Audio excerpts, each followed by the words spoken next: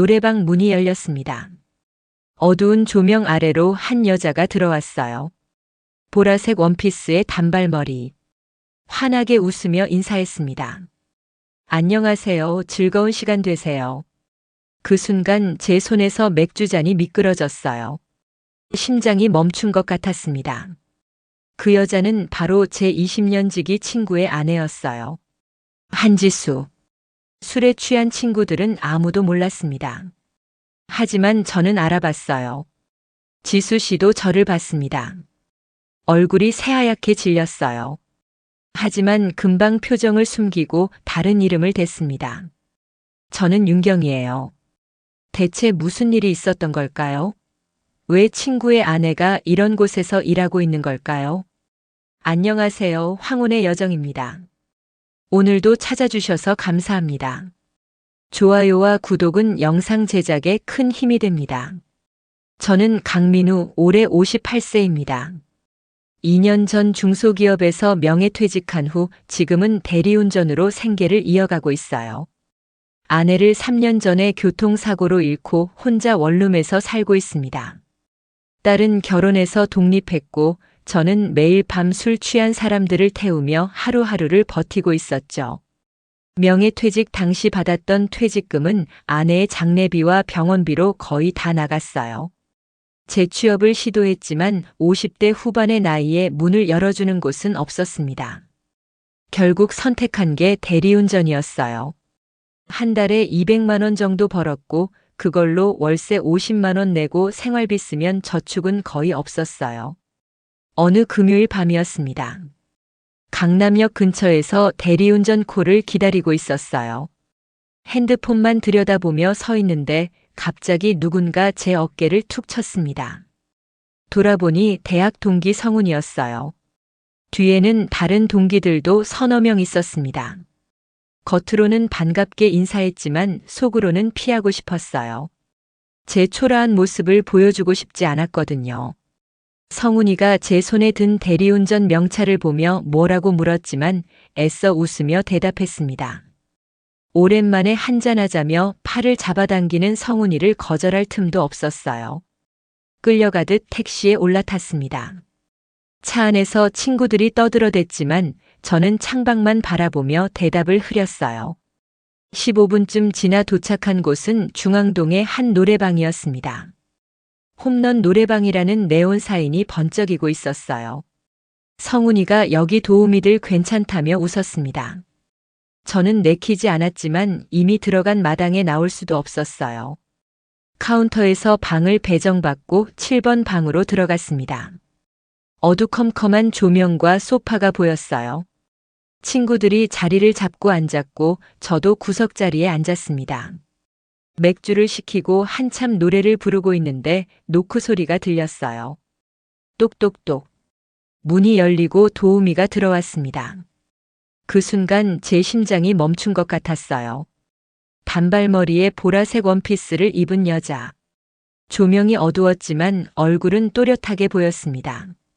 한지수. 20년 지기 친구 박태준의 아내였어요. 제 손에서 맥주잔이 미끄러졌습니다. 다행히 떨어지지는 않았지만 맥주가 조금 흘렀어요. 성훈이가 괜찮냐고 물었지만 대답할 수 없었습니다. 지수 씨도 저를 봤어요. 순간 얼굴이 새하얗게 질리는 게 보였습니다. 하지만 금방 표정을 숨기고 다른 이름을 대며 자연스럽게 웃었어요. 술에 취한 친구들은 전혀 눈치채지 못했습니다. 지수 씨는 20년 전과 많이 달라져 있었거든요. 살이 빠지고 화장이 짙어져서 못 알아볼 만했어요. 하지만 저는 알 수 있었습니다. 20년 전 태준이 결혼식 때 봤던 그분이 맞았어요. 그때 신부 대기실에서 잠깐 인사를 나눴었죠. 환하게 웃던 그 모습이 아직도 기억났습니다. 지수 씨가 제 옆자리에 앉았어요. 너무 가까웠습니다. 향수 냄새가 났고 어깨가 스쳤어요. 노래 한 곡 불러드릴까요? 자연스럽게 말했지만 손은 떨리고 있었어요. 저도 겉으로는 아무렇지 않은 척했습니다. 리모컨을 받아서 아무 노래나 눌렀어요. 뭘 눌렀는지도 기억나지 않습니다. 한 시간이 지옥처럼 느껴졌어요. 친구들은 신나게 노래를 부르고 지수 씨는 옆에서 박수를 쳐주고 술을 따라줬습니다. 저는 그저 가만히 앉아 있을 뿐이었어요. 가슴이 미친 듯이 뛰었고 손에 땀이 흥건했습니다. 지수 씨는 어떻게 이런 일을 하게 된 걸까? 태준이는 알까? 아니, 알 리 없지. 태준이가 알면 가만히 있을 사람이 아니니까. 머릿속이 복잡했어요. 시간이 얼마나 흘렀을까? 지수 씨가 일어서며 밝게 웃었습니다. 하지만 그 웃음이 너무 억지스러워 보였어요. 친구들이 일어섰고 저도 따라 일어났습니다. 방을 나설 때 뒤를 돌아봤어요. 지수 씨가 혼자 잔을 치우고 있었습니다. 어깨가 축 처져 있었어요.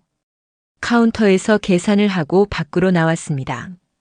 친구들은 3차를 가자고 했지만 저는 거절했어요. 내일 일찍 일어나야 한다고 핑계를 댔습니다. 택시를 타고 집으로 돌아오는 길. 창밖을 보며 계속 생각했어요.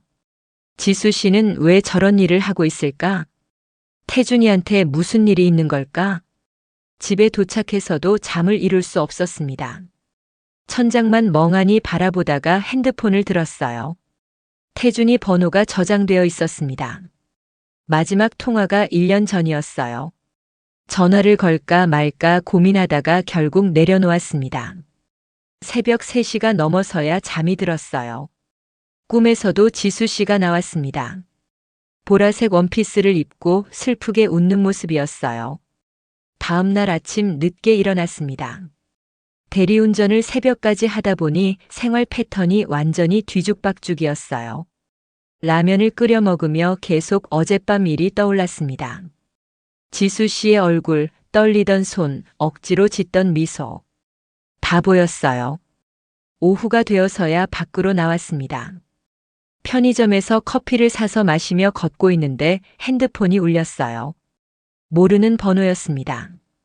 받을까 말까 고민하다가 받았어요. 여자 목소리였습니다. 조용하고 떨리는 목소리. 지수 씨였어요. 갑자기 전화해서 죄송하다며 시간 되면 잠깐 만날 수 있냐고 물었습니다. 저는 망설이지 않았어요. 중앙역 2번 출구 앞 카페에서 만나기로 했습니다. 30분 후였어요. 전화가 끊겼습니다. 저는 급히 집으로 돌아가 옷을 갈아입었어요. 거울을 보니 수염이 지저분했습니다. 면도를 하고 머리도 빗었어요. 왜 이러는지 스스로도 이상했습니다. 중앙역까지 지하철로 20분 거리였어요. 10분 일찍 도착해서 카페 앞에서 기다렸습니다. 5분쯤 지나자 멀리서 지수 씨가 걸어오는 게 보였어요. 청바지에 흰 티셔츠, 야구 모자를 눌러 쓴 모습. 어젯밤의 화려한 모습과는 완전히 달랐습니다. 카페 구석자리에 마주 앉았어요. 아메리카노 2잔을 시켰습니다. 지수 씨는 모자를 벗지 않고 고개를 숙이고 있었어요. 어제 놀랐죠? 지수 씨가 조심스럽게 물었습니다. 솔직히 많이 놀랐다고 대답했어요. 태준이한테는 말 안 했냐는 물음에 못했다고 했습니다. 지수 씨가 안도의 한숨을 쉬었어요. 고맙다는 말이 나왔습니다. 저는 무슨 일이냐고 물었어요.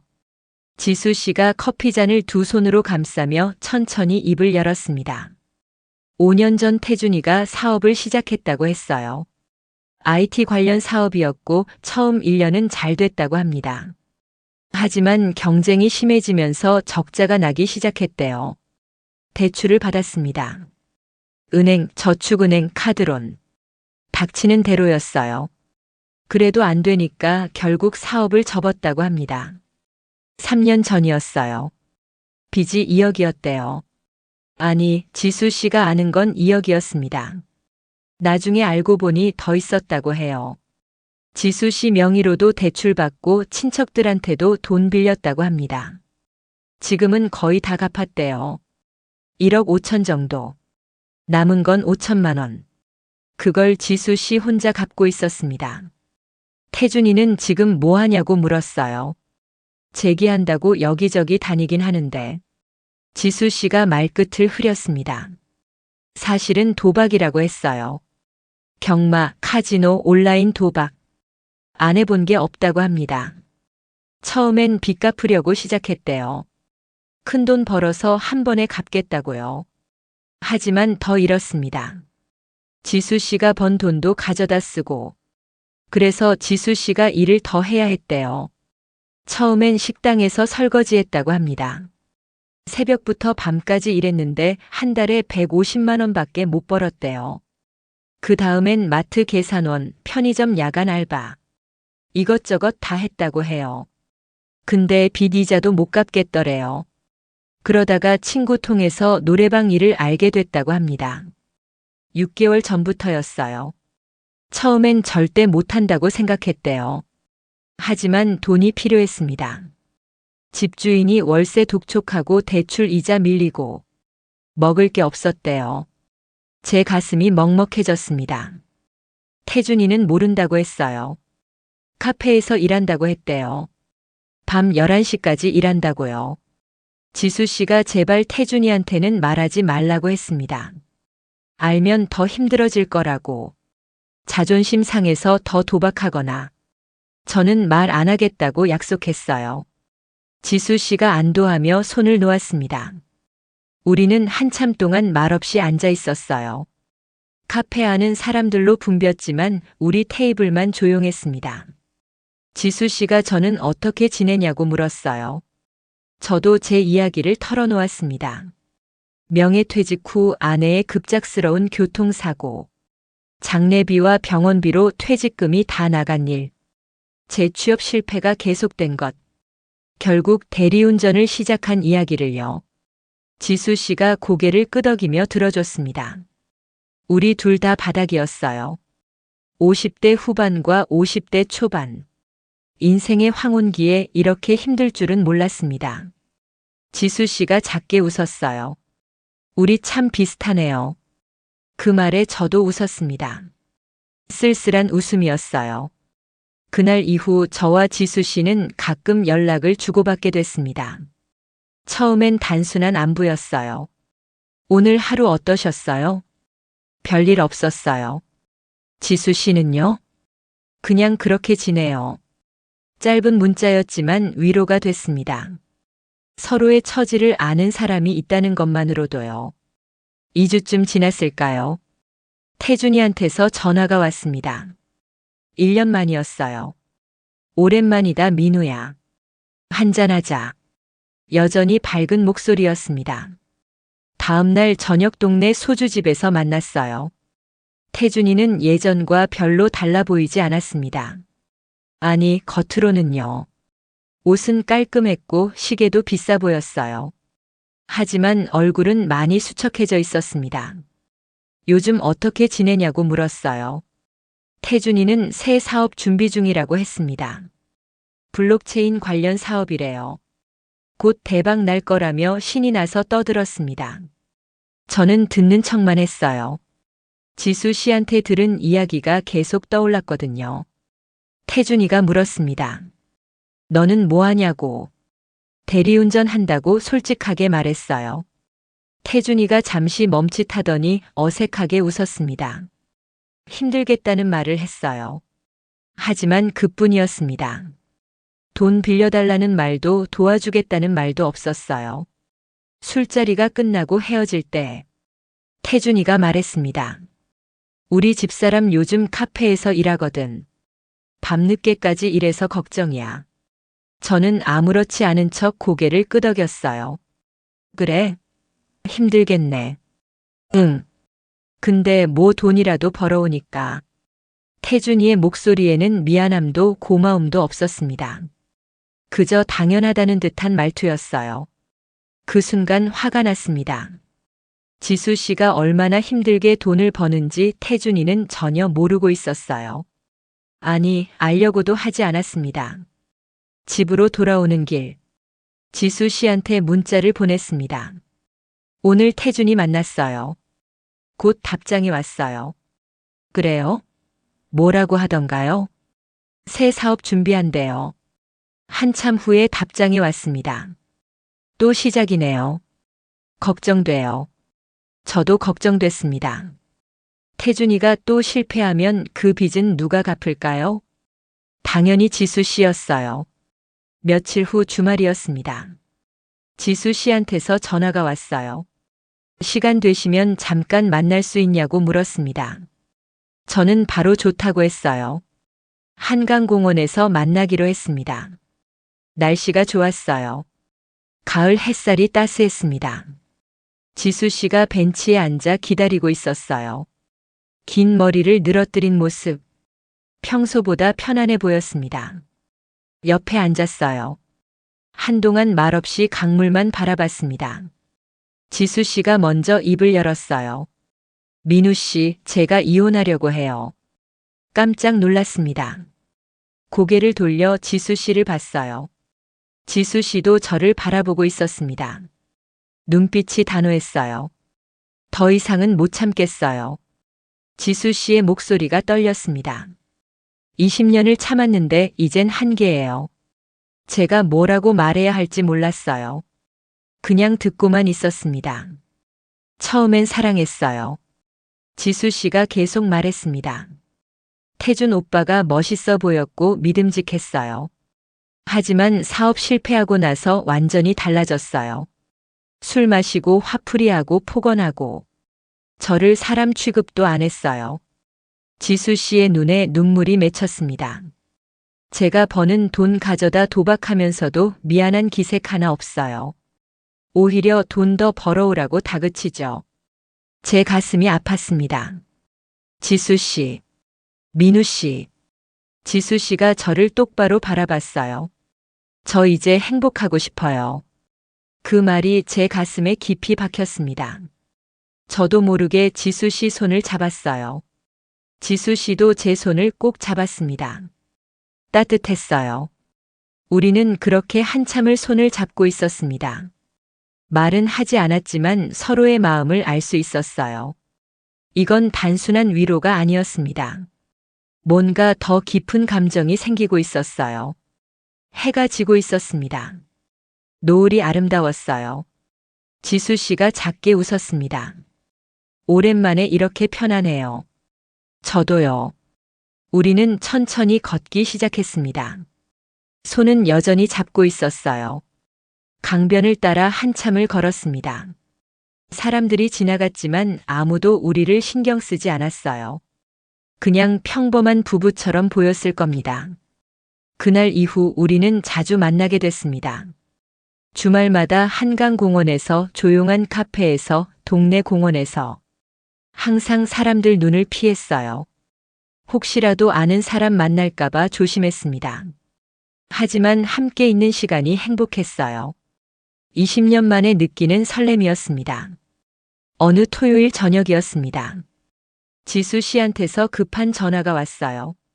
떨리는 목소리였습니다. 민우 씨, 도와주실 수 있어요? 무슨 일이냐고 물었어요. 집주인이 월세 독촉한대요. 3개월치 밀렸다며 다음 주까지 안 내면 나가라고 했답니다. 얼마냐고 물었어요. 150만 원이라고 했습니다. 저는 망설이지 않았어요. 제 통장에 200만 원 정도 있었습니다. 한 달치 생활비였지만 상관없었어요. 내일 만나서 드릴게요. 민우 씨, 어떻게 갚죠? 천천히 갚으면 돼요. 괜찮아요. 전화를 끊고 통장을 확인했습니다. 이러면 이번 달 월세가 빠듯할 것 같았어요. 하지만 후회되지 않았습니다. 다음 날 지수 씨를 만나 돈을 건넸어요. 지수 씨가 눈물을 흘렸습니다. 어떻게 갚아야 할지 모르겠다고 했어요. 저는 괜찮다고 천천히 하라고 말했습니다. 지수 씨가 제 손을 꼭 잡았어요. 고맙다는 말을 몇 번이고 했습니다. 저도 지수 씨 손을 잡았어요. 그리고 조심스럽게 물었습니다. 이제 어떻게 할 거예요? 지수 씨가 한숨을 쉬었어요. 일단 월세 내고 다음 달에 또 벌어야죠. 태준이는요? 몰라요. 요즘 집에도 잘 안 들어와요. 제가 말했습니다.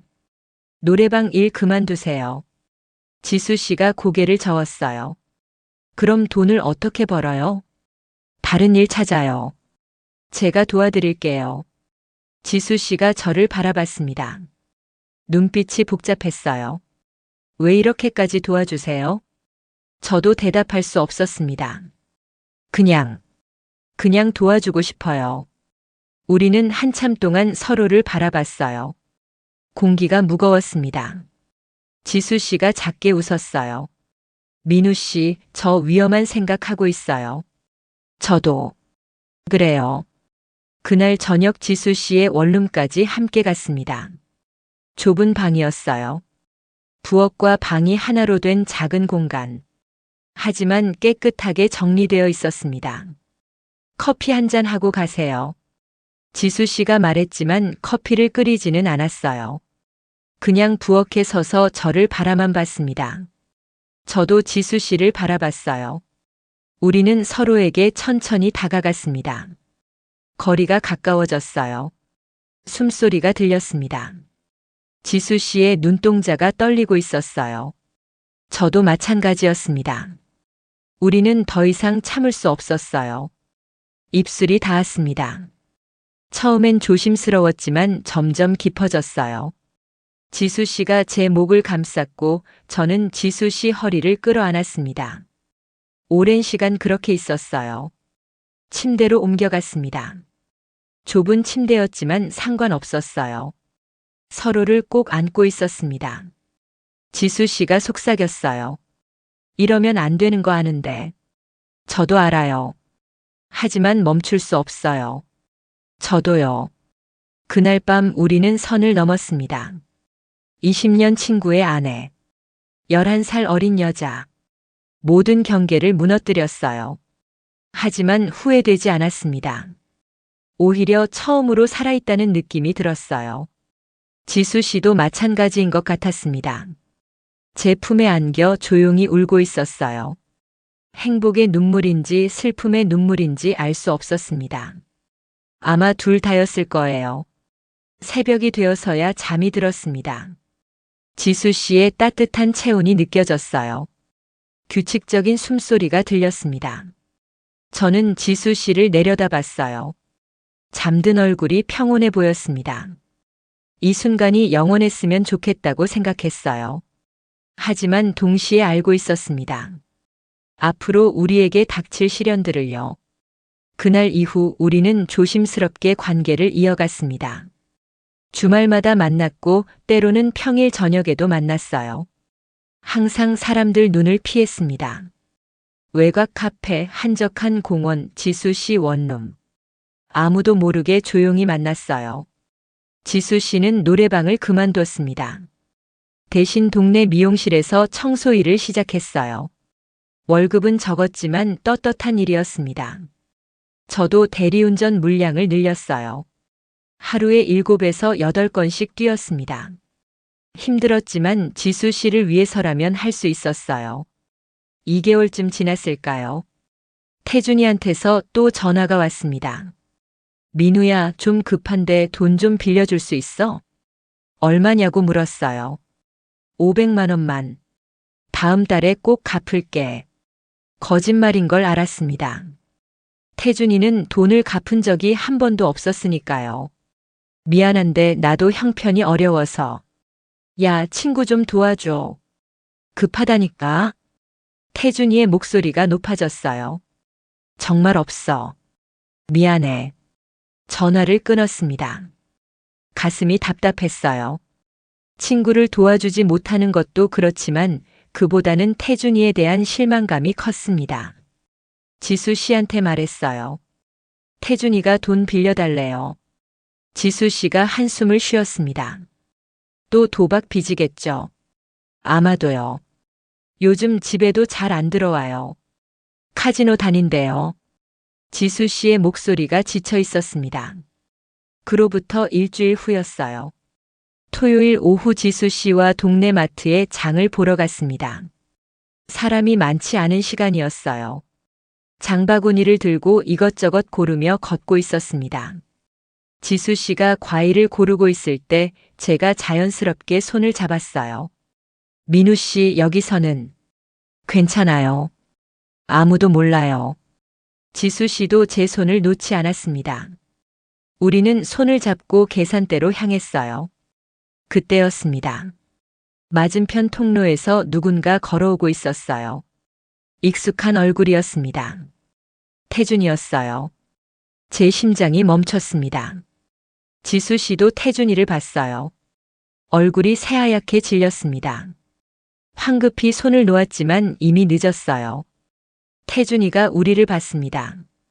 멈춰 섰어요. 표정이 굳어졌습니다. 한참을 그렇게 서로 바라만 봤어요. 시간이 멈춘 것 같았습니다. 태준이가 천천히 다가왔습니다. 이게 뭐야? 낮은 목소리였지만 분노가 느껴졌어요. 태준아. 제가 말하려는 순간 태준이의 주먹이 제 얼굴에 날아왔습니다. 휘청거렸어요. 입술이 찢어졌고 피가 났습니다. 오빠 그만해요. 지수 씨가 태준이를 막았지만 태준이가 지수 씨를 밀쳤어요. 지수 씨가 뒤로 넘어졌습니다. 저는 화가 났습니다. 태준이 멱살을 잡았어요.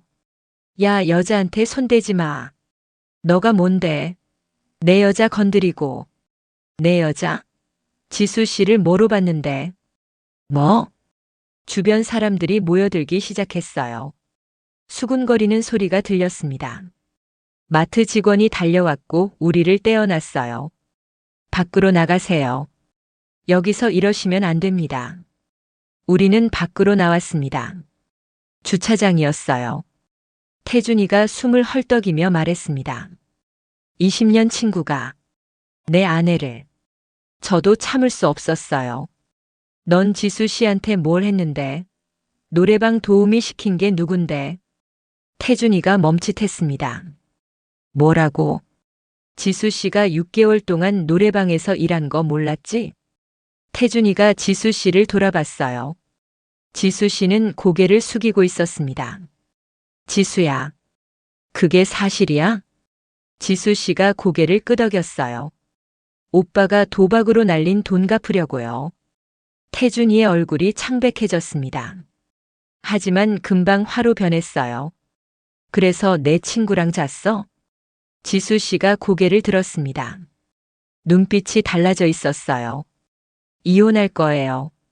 뭐? 더 이상 못 참겠어요. 이혼 서류 준비할게요. 태준이가 비웃었습니다. 이혼? 좋아. 네. 근데 빚은 내가 다 갚아. 그리고 저 새끼랑 잘 살아봐. 동네방네 소문 날 텐데. 태준이가 돌아서서 걷기 시작했어요. 멀어지는 뒷모습을 보며 저는 아무 말도 할 수 없었습니다. 20년 우정이 이렇게 끝나는구나. 지수 씨가 제 옆에 섰어요. 미안해요, 민우 씨. 아니에요. 제 잘못이에요. 우리는 한참을 그렇게 서 있었습니다. 그날 이후 모든 게 달라졌습니다. 소문은 빠르게 퍼졌어요. 동창회 단톡방이 난리가 났습니다. 민우가 태준이 와이프 건드렸대. 친구 새끼도 아니고. 나이 차이도 11살인데. 메시지가 끊임없이 왔어요. 저는 단톡방을 나왔습니다. 하지만 개인 메시지로도 욕이 쏟아졌어요. 어떻게 친구한테 그럴 수 있냐고. 부끄러운 줄 알라고. 다 차단했습니다. 대리운전 일도 어려워졌어요. 소문이 퍼지면서 손님들이 저를 꺼리기 시작했습니다. 콜이 줄어들었어요. 한 달 수입이 반으로 떨어졌습니다. 지수 씨는 더 힘들었어요. 동네에서 손가락질을 받았습니다. 마트에 가면 수군거리는 소리가 들렸어요. 미용실 주인도 눈치를 줬습니다. 결국 일을 그만두었어요. 우리는 점점 고립되어 갔습니다. 어느 날 제 딸한테서 전화가 왔어요. 아빠 무슨 일이에요? 딸도 소문을 들은 것 같았습니다. 미안하다. 아빠가 친구 아내를 어떻게 그럴 수 있어요? 딸의 목소리가 차가웠어요. 당분간 연락하지 마세요. 실망이에요. 전화가 끊겼습니다. 가슴이 무너져 내렸어요. 지수 씨도 가족들한테 연락이 왔다고 했습니다. 동생이 전화해서 욕을 했대요. 부모님도 실망하셨다고요. 우리는 진짜 혼자가 됐습니다. 어느 저녁 지수 씨 원룸에서 만났어요. 둘 다 지쳐 있었습니다. 지수 씨가 조용히 말했어요. 민우 씨, 우리 그만 만나요. 제 가슴이 철렁 내려앉았습니다. 왜요? 민우 씨만 더 힘들어져요. 저는 상관없어요. 하지만 지수 씨는 고개를 저었어요. 딸이랑도 연락 끊기고 일도 안 되고 다 제 때문이잖아요. 아니에요. 제가 선택한 거예요. 하지만 지수 씨는 이미 마음을 정한 것 같았어요. 한동안 연락하지 말아요. 서로를 위해서. 지수 씨, 제발 그래주세요. 지수 씨의 눈에 눈물이 가득했습니다. 저도 눈물이 났어요. 하지만 어쩔 수 없었습니다. 그날 밤 지수 씨 원룸을 나왔어요. 뒤돌아보지 않았습니다. 뒤돌아보면 다시 돌아갈 것 같아서요. 집으로 돌아오는 길. 비가 내리기 시작했습니다. 우산도 없었지만 상관없었어요. 그냥 비를 맞으며 걸었습니다. 지수 씨와 헤어진 후 1년이 흘렀습니다. 긴 시간이었어요. 저는 혼자 열심히 살았습니다. 대리운전 물량을 늘렸고 새벽 배달도 시작했어요. 하루에 4시간만 자고 일했습니다. 돈을 모으기 시작했어요. 작은 치킨집을 차리기 위해서였습니다. 1년 동안 3천만 원을 모았어요. 월세도 꼬박꼬박 냈고 딸한테도 용돈을 보냈습니다. 처음엔 거절하더니 나중엔 받아줬어요. 조금씩 관계가 회복되고 있었습니다. 지수 씨 소식은 들리지 않았어요. 궁금했지만 참았습니다. 연락하고 싶었지만 참았어요. 지수 씨가 편하게 살았으면 했습니다. 하지만 하루도 잊은 적이 없었어요. 밤마다 지수 씨 생각을 했습니다. 잘 지내고 있을까?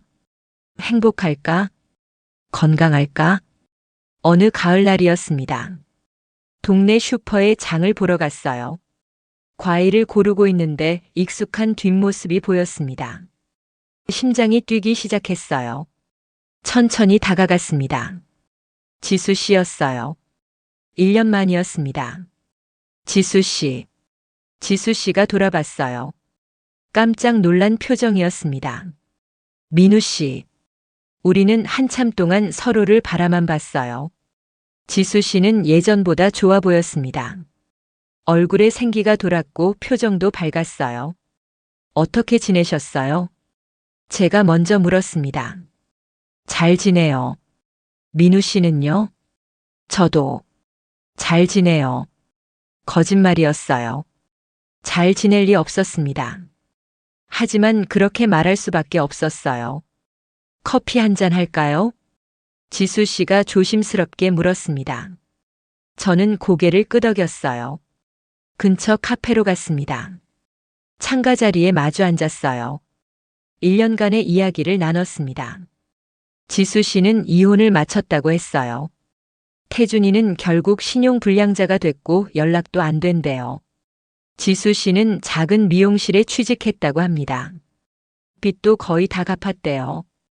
이제 조금씩 살만하다고 했어요. 저도 제 이야기를 했습니다. 열심히 일해서 돈 모으고 있다고. 치킨집 차리려고 한다고요.